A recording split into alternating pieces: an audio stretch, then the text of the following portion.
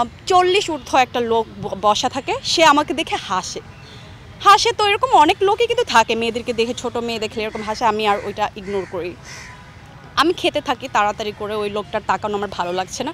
হঠাৎ সে ফোনে চ্যাট করতে থাকে আর আমার দিকে হাসে, এরকম এরকম এরকম এরকম করতে থাকে। তো আমি ভাবি যে কেন লোকটা এরকম করছে। পরে হঠাৎ সে আমার কাছে আসে, এসে বলে তোমাকে যে লিখছি তুমি উত্তর দিচ্ছ না কেন। আমি বলছি মানে? বলে কি এই যে তোমাকে আমি লিখতেছি ফোনে দেখো। আমি বলছি আমার নাম তো মাহিনা। বলে কি মাহিনা তো পারিসা, মানে অন্য একটা অ্যাকাউন্ট, যে আমার যে আরেকটা প্রোফাইলও ক্রিয়েট করছে, বলতেছে এখানে তো পারিসা মাহিনা, তার মানে মাহিনামেও তোমার আরেকটা অ্যাকাউন্ট আছে নাকি, এটা তো পারিসা। তখন আমি বলি দেখেন এটা আমার না। পরে ছবি সে ম্যাচ করে বলতেছে এটা তো অবশ্যই তুমি, মিথ্যা কথা বলতেছো কেন, আর তুমি আমার থেকে তো 5,000 টাকা ক্যাশ বিকাশে নিছো, 5,000 টাকা বিকাশে নিয়ে তুমি আমাকে অকথ্য ভাষায় গালাগালি করে ব্লক করে দিছো, কারণ তোমাকে আমি দেখা করতে বলছি দেখে, অথচ তুমি টাকাটা নিছো আমার সাথে দেখা করবা বলে। এরকম চলতেছে। তো আমি কিন্তু ডেটিং অ্যাপের কোথাওই নাই।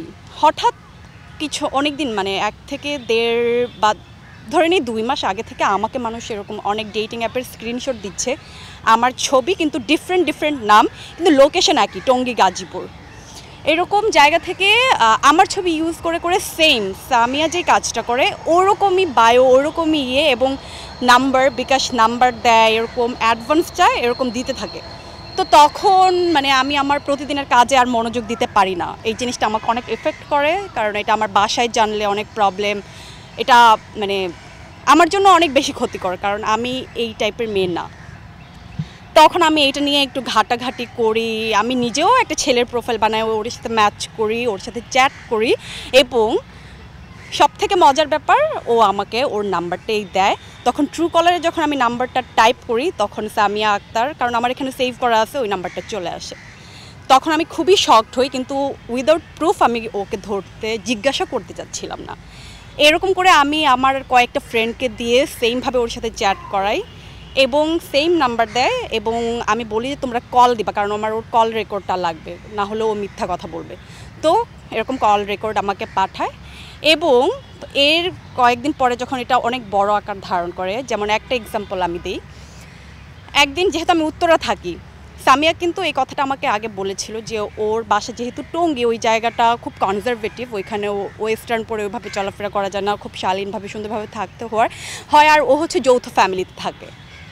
তো ও কী করে, ডেটিং অ্যাপে এরকম লোকেশন দিয়ে দেওয়া যায় যে কতটুকু দূরে আপনি আপনার পার্টনারগুলো চুজ করবেন। তো ও ওই লোকেশনটা সবসময় উত্তরাতে দেয়, যে উত্তরাতে ও, কারণ এটা ওর জন্য আসতেও ইজি, আর ওর বাসা থেকেও কিছুটা দূর, কোনো প্রবলেম হবে না। তো আমার অ্যাকাউন্ট আমার ছবি দিয়ে যখন করছে, তো সেম উত্তরাতে ম্যাচ হতে থাকে, আর উত্তরাতে আমার কিছু ফ্রেন্ড আছে, যেহেতু আমি এখানে থাকি। এছাড়াও রাস্তাঘাটে চলাফেরা, যেহেতু আমি আমার কার নেই, আমি দেখা যাচ্ছে পাবলিক ট্রান্সপোর্ট ইউজ করি, রিক্সা ইউজ করি, তো আমাকে মোটামুটি দেখে মানুষ, স্বাভাবিক। একদিন আমি রিক্সায় করে কোথাও যাচ্ছিলাম, হঠাৎ জমজম টাওয়ারের ওখানে আমি জ্যামে আটকাই, এবং আমার পাশাপাশি একটা গাড়ি, ওটা থেকে হঠাৎ আমাকে ডাকা শুরু করে, এই মাহি করে ডাকা শুরু করে। আমি খুব অবাক হয়ে যাই। এর আগে কিন্তু আপনাকে যেটা বলেছি, মাহি নামের অ্যাকাউন্ট কিন্তু আমি পেয়েছি, যে একটা অ্যাকাউন্ট হচ্ছে মাহি, একটা অ্যাকাউন্ট হচ্ছে পারিসা।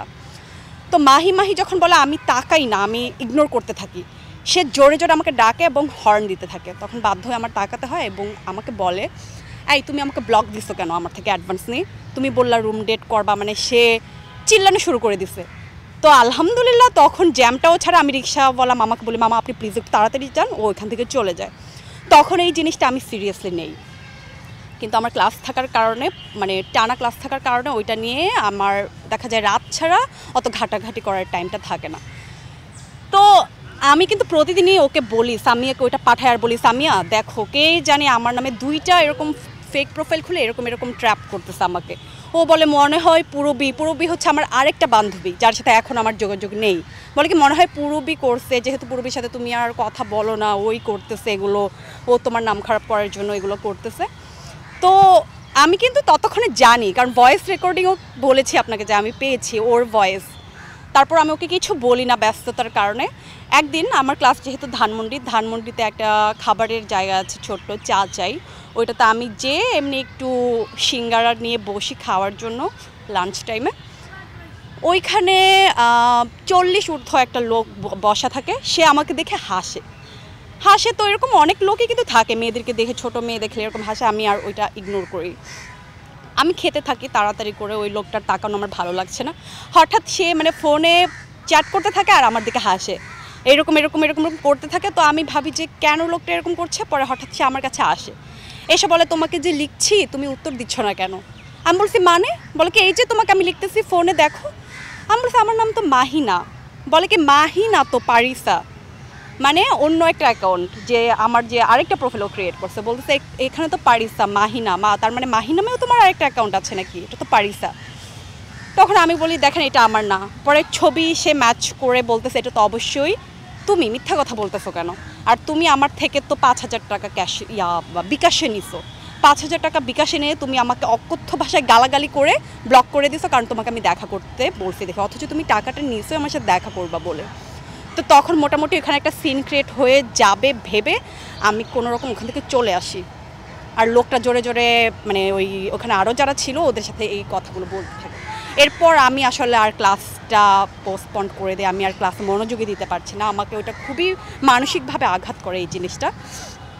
এবং আমি এরপর থেকে কয়েকটা রাত ঘুমাতে পারি নাই, ঠিকমতো খাওয়া দাওয়া হচ্ছিল না আমার, আমি খালি এটা নিয়েই পড়েছিলাম, মানে আমি পুরো এটা নিয়ে পড়ে আছি। আমি আমার ফ্রেন্ডদেরকে খালি ওই আইডিটা পাঠাচ্ছি আর বলতেছি তোমরা ওর সাথে ম্যাচ করো, কথা বলো এবং প্রুফ আমাকে দাও।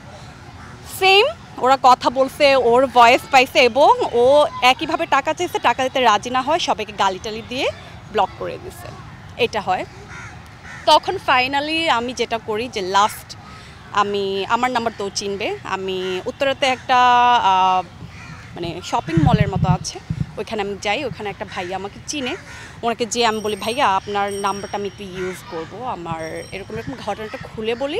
এবং তার নাম্বার দিয়ে আমি ফার্স্টে, কারণ ও কল ধরছিল না যখন ওর নাম্বার থেকে কল দিচ্ছিলাম, কারণ কলের পরিমাণটা বেড়ে গেছিলো ওর ওখানে, যেহেতু আমি মানুষকে দিয়ে করাচ্ছিলাম, তখন ও কল ধরছিল না।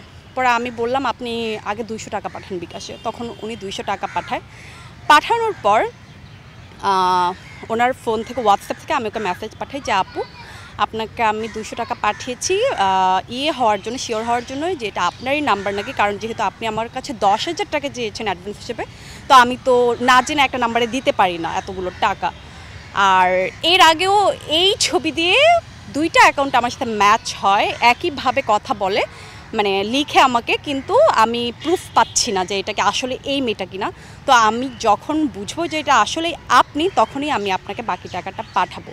তখন সে বলে পাঠালে পাঠান, না পাঠালে নাই। আমি বলছি আপু আমি ওকে ফাইন, আপনাকে ভিডিও কল আসতে হবে না, আপনি জাস্ট ভয়েসটা শুনলে আমি বুঝবো, কারণ আমার ভয়েসটাই দরকার ছিল, ওর ভয়েস তো আমি চিনি, বা ওকে যারা চিনে সবাই চিনে, অথবা আপনিও যদি একবার ওর ভয়েস শোনেন, ও কথা বলে কিন্তু বুঝবে এটা তার ভয়েস কিনা। তখন সে রাজি হয় এবং সে নিজে থেকে কল করে।